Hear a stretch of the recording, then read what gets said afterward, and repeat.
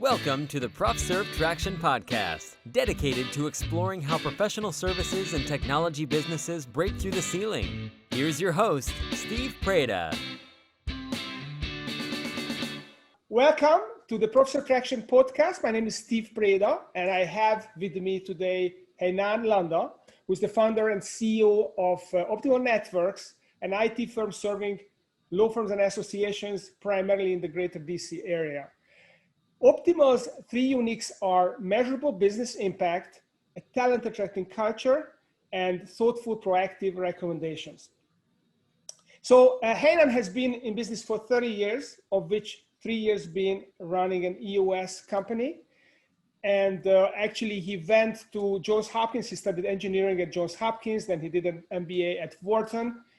And lately, earlier this year, he published The Modern Law Firm, which became #1 Amazon bestseller. And it's a really good book. You should read it, especially if you're running a law firm or a professional service firm. It really gives you what the future is going to look like and how you're going to take your firm to the future. So without further ado, please welcome Heinan Landa. Heinan, how are you? Steve, I'm blushing with that sort of an introduction. And I'm going to have to bring my mother into the call to make her proud. Okay, well, I'll send you the link and you can share it with her or play it to her. I don't know how tech savvy she is. Well, she's my mother. She's extremely tech savvy. Tech savvy. She's around 90 years old, right? Only 75. Yes. I'm sorry. Okay, then don't share this with her. Okay. So let's start with your story. I mean, you've been running Optimal for the last 30 years, but how did you get into becoming an entrepreneur and a professional service entrepreneur? How did that happen? It's a great question, and it's it's a story. So my parents moved here from Israel when I was about 2 years old, and after many years of hard work, my dad decided that he wanted to start his own company, and excuse me, and it was really interesting. So at home, the discussion was always about the business, and sales and manufacturing and applications and all sorts of things that had to do with the business and financials, and then my mom, somewhere in 1980, I believe, 1981, my mother went and joined my father in the business. And so that was the total discussion. Everything at home was always about business. And I always found it fascinating. And I went to Johns Hopkins and I studied engineering. And that was fine, but it was not as interesting to me as all the management. And and all the business talk. So when I went to Wharton, I already knew I wanted to start my own business. And I went through the entrepreneurship track at Wharton. So I got exposed to many, many different types of businesses. And I realized that one of the best uses of my skills and one of the best places where I could help people and help organizations was in technology and helping them use technology better. And so that was, came out. I actually wrote the business plan for Optimal inside of business school and came out and started it. That's very visionary of you because that was around 1990, right? When you did that. Near there, right? Yeah. Exactly, 91. So just taking off. I remember the first word processors came out around that time and it was very clunky with the floppy disk. I constantly lost my documents. It was a very rough time in IT business, I think, especially corporate IT. Yeah, well, networks didn't even they were just starting out back then. Most of it was just one or two PCs in the accounting department. That's right. Yeah. So, Optimal is like a quintessential professional services firm. You advise law firms who are professional service firms themselves. So it's a professional service providing it for the professional services industry.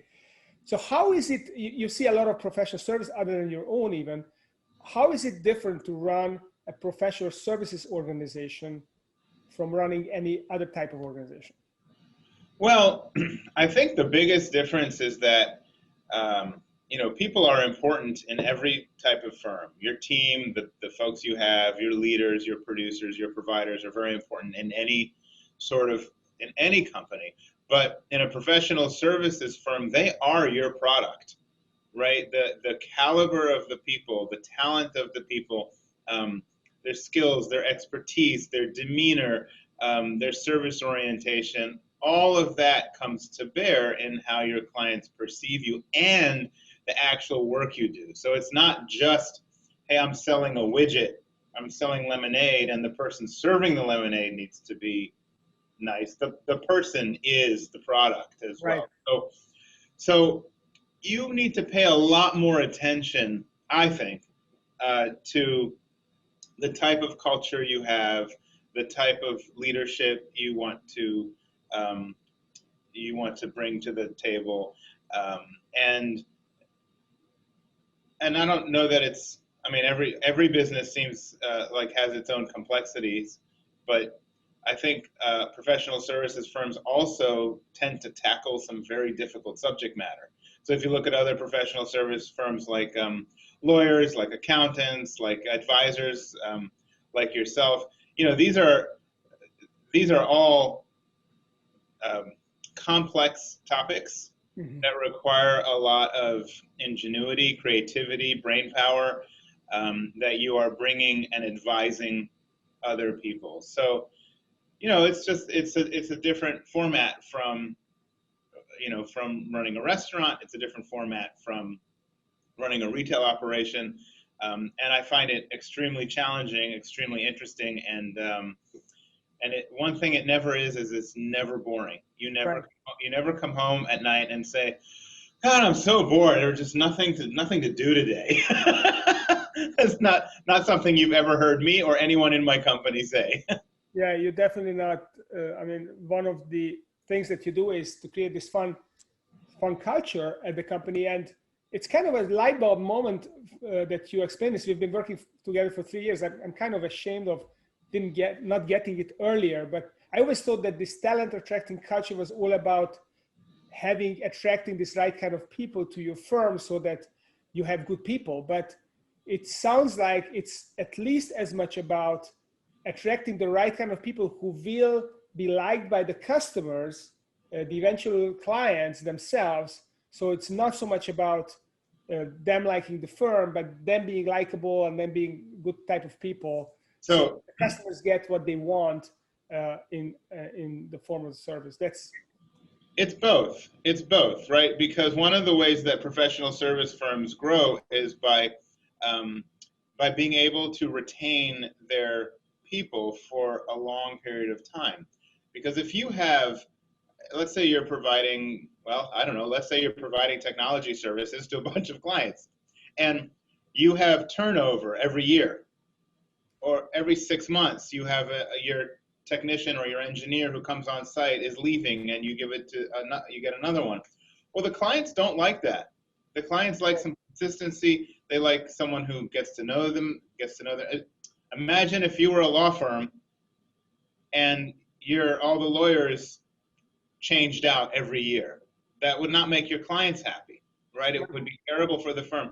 So it's really both. You really need someone who the clients will love and appreciate and respect their knowledge and what they're bringing to the table. And you also want someone who feels that the company is really aligned with their way of life, with their values. And that's why our culture is actually built on these values that we have. Tell the truth, do the right thing, and everyone benefits. And these values are the beginning of lots and lots of decision making, hiring, firing, and sort of allow us to have the fun that we have, and allow us to serve the clients with sort of a compass, a true north.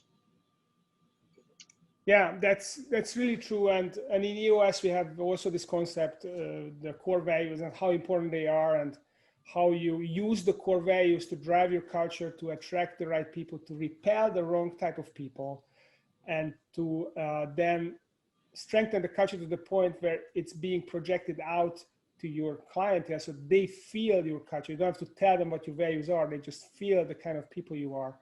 By the way, I want to share that I had the same experience when I was building my investment banking firm.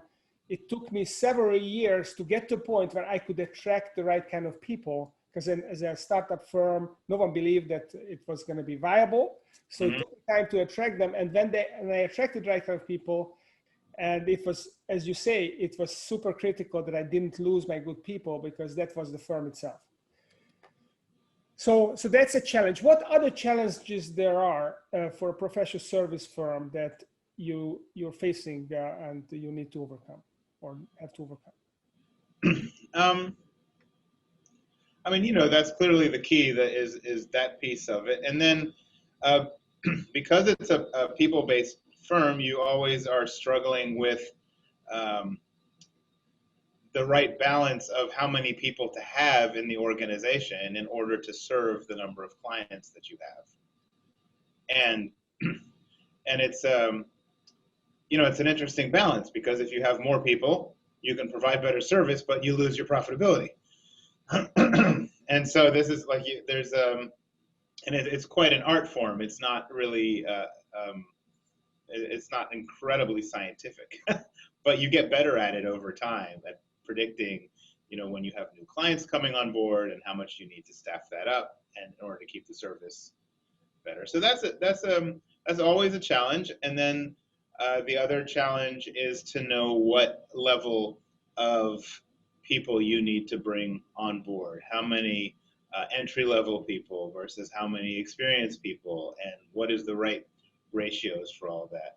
We're very lucky. We work with a company that benchmarks the industry, and so we do have some guidelines that we follow and metrics, and that helps. That helps a lot. And you know what else helps a lot is the EOS scorecarding on that, if I may throw you a bone. The weekly scorecarding really helps keep an eye on how to manage that firm. I also have another interesting challenge that we've actually been struggling with recently, is that we are so service oriented and client focused that sometimes to our own detriment.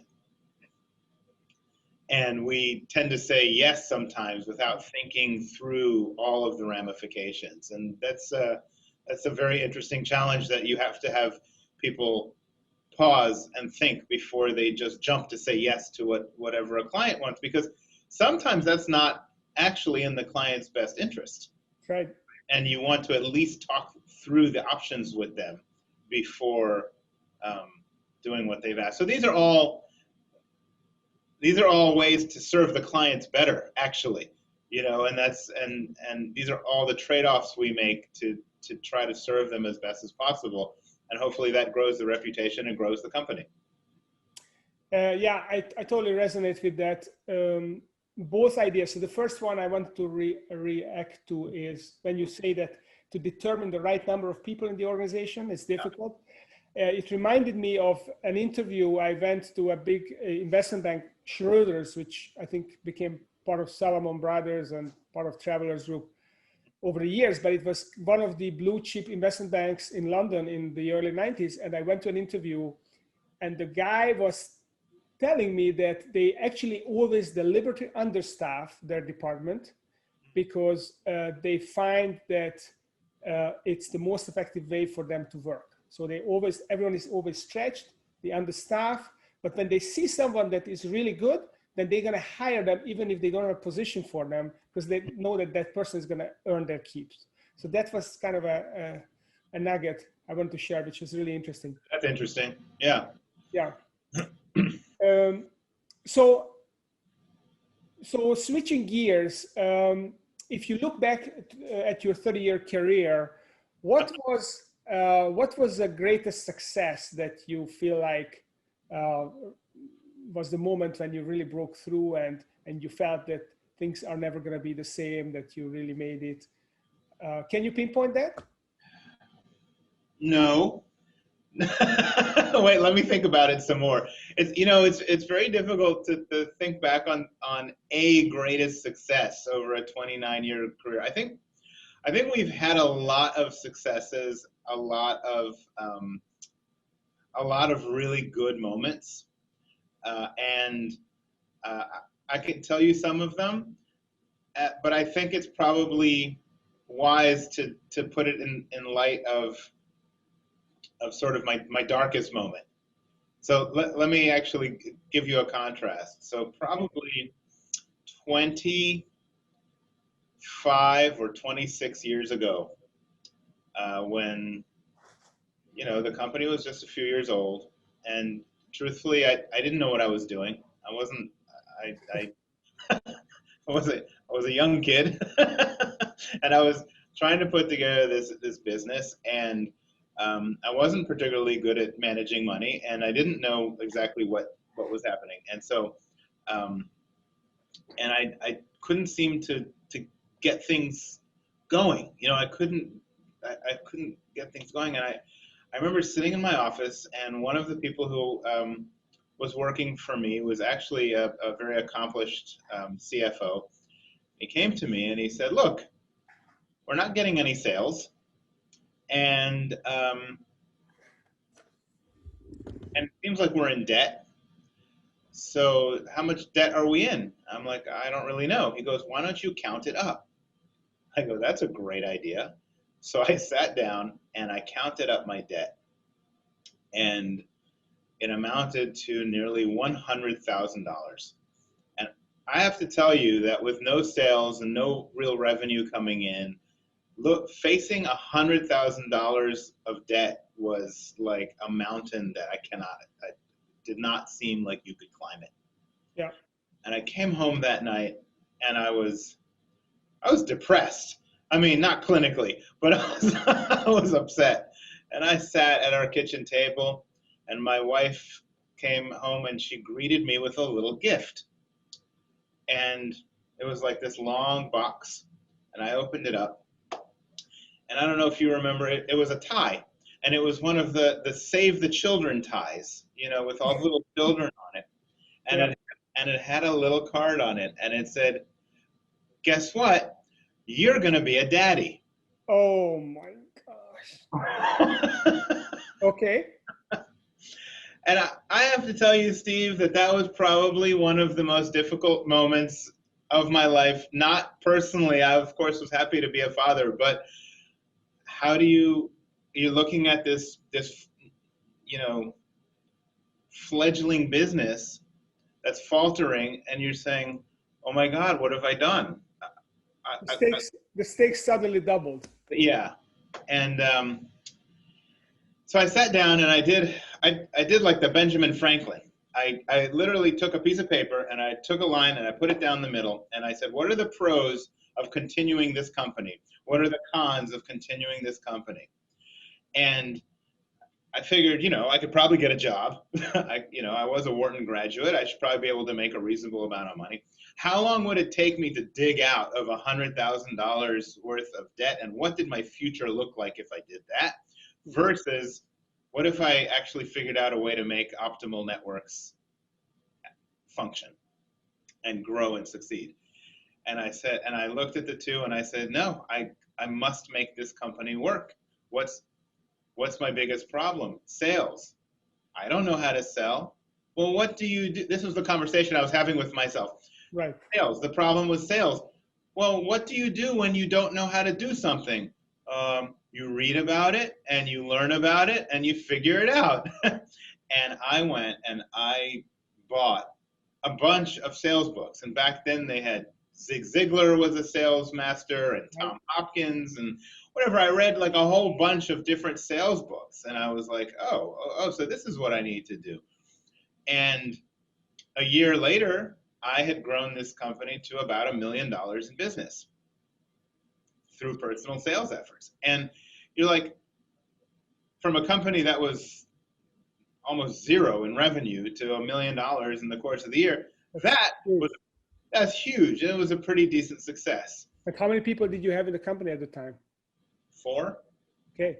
So it's high gross margin, right? It's all gross profit. Yeah. Most of it. Yeah. So that was one success, but had to contrast it. Another success, interestingly enough, was when we started to do a couple of acquisitions. This was maybe seven to 10 years ago. We did a couple of acquisitions. One of them was a cloud services company that we have invested a lot of money in, and we closed the transaction, and we were actually able to take this little germ of a company that we had bought in the cloud. This was the cloud before it was the cloud, right? No one called it the cloud. And we were able to transform it into what is now the basis for a brand new service we're launching called Law Firm Anywhere. And you can go to lawfirmanywhere.com. It's very exciting. It's a whole virtual desktop specifically for law firms that we're bringing into the marketplace regionally. I'm very, very excited about it. So that ended up being a major success. And then the other successes, to be very honest with you, Steve, have a lot to do with how we've been able to really help our clients. I don't know how to explain the warmth that I feel every time we're able to take a company that hasn't done very well with their technology and turn them into a company that is working well with technology. That is a tremendous success, and the compliments that they give us, the projects we've been able to do for organizations without disrupting their operations, all these, when the clients come forth and they give us compliments and they say, you were fantastic, these to me all add up. And I think you were at our open house. Yeah, about 6 months ago. It was just before last year, before the pandemic. Yeah, good time. And you saw our clients come and our partners come together and our advisors and our vendors and our people and all come together. And to me, that represented one of the greatest successes ever, which is that we've actually formed a community. And in fact, this is something I never expected. When I started this business, the last thing I expected was that I would be forming a community of business professionals, of people, and a warm and authentic community of people who really like each other. And that to me is probably one of the best successes ever. And that's a very powerful position when you can do that, because when you become that centerpiece, that intermediary with your clients, you bring them together, they're going to sing your praises, most likely, because that's why they came, because they like you. So it reinforces the value that you're providing. And then you add this extra layer of value. You're not just providing the IT service, but you're also providing these connections, which are super valuable for these people. So what is one thing that Optimal Networks, your people, I mean, you've got a great team. I always smile when I see your LinkedIn posts with these animals, coming to the office. And obviously it's not happening right now, but you always have some fun activities for your people. And I guess that they reward that with doing outstanding work for your clients. But what's one thing that Optimal Networks did for your clients that you didn't expect, when you were surprised? The other thing that surprises me also every single time is how much I enjoy the company of the people I work with. Mm-hmm. And we have twice a year, we have what we call Spirit Days. And it's one of them's on a weekend and one of them's on Columbus Day, so hopefully it doesn't affect the client service. But we turn off as much of the service as we can, and we focus on doing fun activities, team building activities. We've done everything from whitewater rafting to taking over amusement parks to escape rooms to all sorts of fun things that we found a way to do. And we also spend time working on the business and trying to improve what we do as an organization. And every single time I come out of those days, I walk into them going, oh my God, what's going to happen this time? And I walk out of them saying, what a phenomenal team of people I'm working with on a daily basis. Like, how privileged am I? How humbled am I? And that I never really expected to be that way. So, yeah. Nice. I think that's one of the perks of being a business owner, that you can really choose the people you want to work with, and you don't have to put up with any nonsense that you don't want to. Yeah. This is also something I like about professional services in general, that the people that you work with tend to be intelligent people, accomplished people, and that also makes life fun if you're surrounded by good people, right? Who you can have a good conversation with. So let's switch gears here a little bit, and I'd like to ask you about where do you get your information? So who are your mentors, or who have been your mentors over the years, and how do you tap into the knowledge of other people, other than reading books and listening to seminars? Well, it's a good question, and I think it's a question of what attitude you have. Are you someone who knows everything, or are you a perpetual learner? Green and growing, or ripe and rotting, as we say. That's right. And I like to keep my eyes open everywhere. So first of all, I like to surround myself with coaches and advisors that are smart and can reflect back, who understand the business, who have a lot of experience. And this is true on all fronts, right? So it's everything from my accountant, who runs a 80-person accounting firm in Bethesda, who knows entrepreneurs, who understands me and my situation really, really well. It goes to my attorney. It goes to financial advisor. It goes to you, who has been our EOS implementer for ever since we started with this, and you have a phenomenal background, and you're I know this is not meant to be a plug for you, but it's important because we need your perspective to keep us on track and to keep us sane. And we do tend to joke around a lot, and you help us keep on track and accountable to each other. So that's really terrific. And then, I first met you when you gave a presentation at Vistage. And so that Vistage was a source, and is still a source for people inside my company to be, to surround ourselves with peers that are doing what we're doing. And my Vistage group actually broke off, and now I'm part of the Boss World group. But it's still always an attempt to surround yourself with people inside the organization and outside the organization who are going to open your eyes to new ideas, to new thoughts, and make sure that you're not wedging yourself into a bad attitude or bad behavioral patterns, and help you find new opportunities. There's a Jewish saying that my father always used to say, that is, from all my students I have learned, right? So it's not just people above you or to the side of you, it's people who you're mentoring, it's people who are part of your team. You also learn from them, and they learn from you. And so it needs to be that way. That's just an attitude. It's an approach. Plus, when you mentor other people, you learn from that too, because you actually have to express yourself, you have to connect the dots. And while you're teaching other people, suddenly things become clear to yourself. And that's very useful. Yeah. In fact, that's one of our core behavioral traits, which is continuously improved self. We've actually woven this into the fabric of the organization, because those are the kind of people we want around us. Yeah. And one of my other clients have the core value to willing to learn and teach others.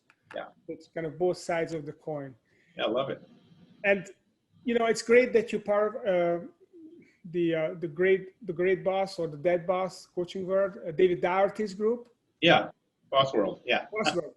It's great to have an outside coach, because EOS doesn't really do that for you. So the idea is that with EOS, you work on your team, together with your team, but you still want to be able to bounce ideas outside of your company, people from other industries.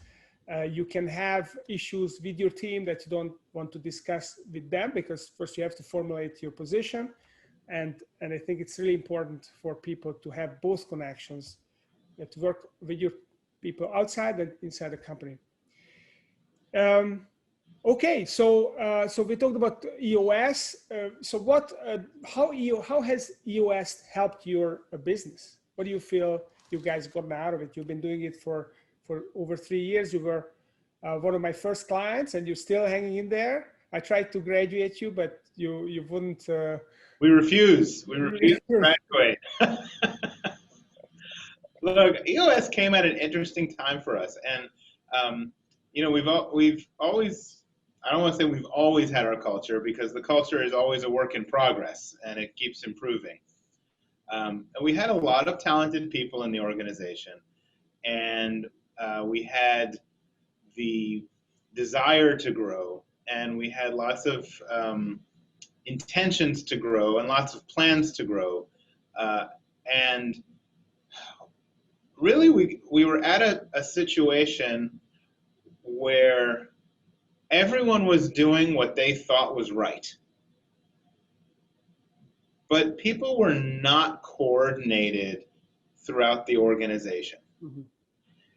And when I saw traction, when you gave us that 20-minute discussion on traction as a management blueprint, I realized that was what we needed. It was, you know, we're trying this and we were trying that and we were trying the other thing. You know, there's so many business ideas out there, right? And they're all good, but you sort of have to pick something and you have to hang your hat on it, and it has to become the way. You know how there's like all these different management techniques where you do a 5x5 with your direct reports every week or every month, and there's a 15x3, and there's a once a week pulse, and it'll drive you insane. You know, there's so many different management ideas. Every management idea has merit. You know, a lot of them have merit, and you could say, but which ones do you pull together? And it's like, it's a whole different design. So he said, wait a minute. Someone has sat down and thought this through and read all these books for me. I mean, I read them too, but that's not important. and distilled the ideas into a how-to document that says, here's how often you have to have your meetings. Here's how you run your meetings. Here's how you deal with your issues. Here's how you deal with your management team. Here's how you do your to-dos. Here's how you do your accountability. And someone's going to come in and they're going to basically take this system and push it through my entire organization and train us and keep us accountable to it on a regular basis. That was exactly what we needed at the time. It was like someone had written a prescription for the correct thing for Optimal Networks. And we still have some management practices from before that we can't quite let go of, but almost across the board, we are EOS. And from the top to the bottom, and it works. It works. And the people at all corners of the organization understand where the company is going on a quarterly basis, on an annual basis, and they all are rowing in the same direction. And it was so helpful. It was so helpful to be able to sit with a leadership team on a quarterly basis and a yearly basis and design where we're going, and then be able to have that permeate throughout the organization so we're all working together. I don't even know how to explain it. Then EOS really makes you think through where you're going. It really helps bring the vision down to brass tacks. And I think one of the most amazing things that we decided as a team that it was due to EOS was we were able to talk about our niche market, our actual market. And we have, for 30 years, we have served law firms, association, and small business. And we decided to hone in on law firms and associations. And that was very powerful. That was very, very powerful. So it became more than just a marketing game. It became really who we were as an organization. That was very powerful. That's what helped prompt the book, right? Because if you're working very closely with one target market, you can really become knowledgeable in what affects that market and how you can help that market. And this book is getting traction, all puns intended. Yeah, I mean, we like to say less is more. Yeah. So it feels scary in the moment to let go of some markets that you are serving, because you feel like, oh, we're going to have less opportunities, we have less prospects, and how are we going to compensate for that? And we are harming ourselves, and what if it's not going to work out? But the opposite happens. You start to focus on one thing, and the universe takes notice, and they will start to notice you, because suddenly you are someone who is doing something specific rather than being all things to all people. And suddenly you become much more attractive. And I think recently the Law Firm Association chose you as their thought leader, right? You're doing webinars for the Yeah, so we've been doing webinars and lunch and learns for the local association of legal administrators.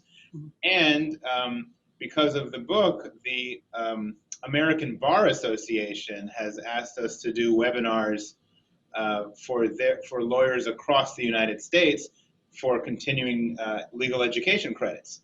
So we're doing that on a monthly or a bi-monthly basis, and that's, I mean, yeah, it works. We were able to focus our efforts and get known even better in the legal field, and that was very gratifying. That's awesome. So so moving towards the end of our conversation, let me ask you a couple of kind of funny questions, perhaps. Okay. One is that you're in a technology firm, and it is easy. Sometimes it's difficult for outsiders to really understand what you do. So if I ask your mother what her son is doing, what would you say? How would you describe what you do for a living? Well, I don't know what my mother would say. She's a funny person herself. But look, you have to get the sense of humor from somewhere. I would say that we basically help law firms and associations and professional services firms with their technology. So we can either be their IT team, or we can help their IT team if they already have one in there. Right? Everyone needs a place to call when they have issues. Everyone needs someone to work on their technology strategy so they know where they're going over time, make sure that they have the right recommendations, make sure that they have a platform they can work. And in this day and age, make sure that they have a platform that they can work from wherever they need to be, whether it's home or whether it's the office. And that's what we do for them. We keep them going, and we keep them going forward. So I would say, I don't know exactly how my mother would put it. You know what? I'm going to tell you how my mother would put it. She would say, he helps people with their computers. There you go. It makes a lot of sense. So she gets you. Yeah. That's good. That's good. So listen, Heinan, I don't want to, we could talk all day. We could continue this conversation, and we will continue this conversation in another forum next week. But for the benefit of our listeners, if they would like to learn a little bit more about you or about Optimal Networks, where can they reach you? Well, so they can learn more about Optimal Networks at www.optimalnetworks.com. Okay, that's easy. Easy. If they want to know a little bit more about my book, themodernlawfirmbook.com. It's available on Amazon, otherwise it couldn't have become number one. Yeah, I think it's just modernlawfirmbook.com. I always get confused, but it's actually an interesting read. It's a quick read. It's around a little over 100 pages. It's dense, but it's very engaging, and it's worth it. And what else can I tell you? Oh, and find me on LinkedIn. Find me on LinkedIn. That's the best place for me these days. I spend a lot of time there. I'd love to connect. You're welcome to reach out. Welcome to connect with me. So I'd be happy to talk to anyone that's in your circle. Steve I would be super pleased to talk to. Okay, well, thank you for that. So Heinan Landa, CEO and founder of Optimal Networks, thank you for joining us today. And this was the ProfServ Traction Podcast. And I'm the host, Steve Preda, and have a great day, and talk to you very, very soon, specifically next week. This was the ProfServ Traction Podcast with Steve Preda. To learn how your professional services or technology business can break through the ceiling with EOS, visit tractionequity.com.